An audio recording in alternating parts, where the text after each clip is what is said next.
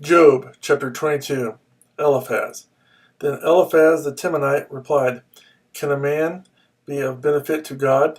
Can even a wise man benefit him? What pleasure would it give the Almighty if you were righteous? What would he gain if your ways were blameless?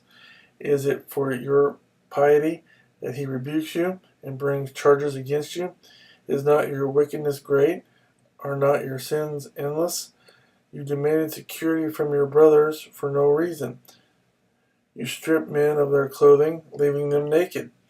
You gave no water to the weary, and you withheld food from the hungry. Though you were a powerful man owning land, an honored man living on it, and you sent widows away empty-handed, and broke the strength of the fatherless, that is why snares are all around you, why sudden peril terrifies you, why it is so dark you cannot see, and why a flood of water covers you. Is not God in the heights of heaven? And see how lofty are the highest stars? Yet you say, What does God know? Does he judge through such darkness? Thick clouds veil him, so he does not see us.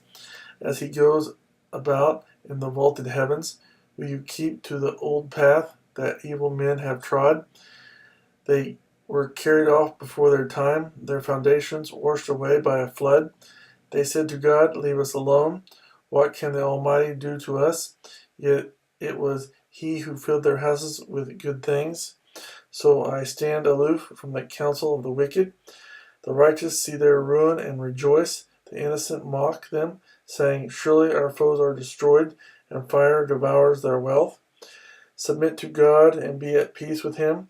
In this way prosperity will come to you. Accept instruction from His mouth, and lay up His words in your heart. If you return to the Almighty, you will be restored. If you remove wickedness far from your tent, and assign your nuggets to the dust, your gold of Ophir to the rocks in the ravines, then the Almighty will be your gold, the choicest silver for you. Surely then you will find delight in the Almighty, and will lift up your face to God. You will pray to Him, and He will hear you, and you will fulfill your vows. What you decide on will be done, and light will shine on your ways.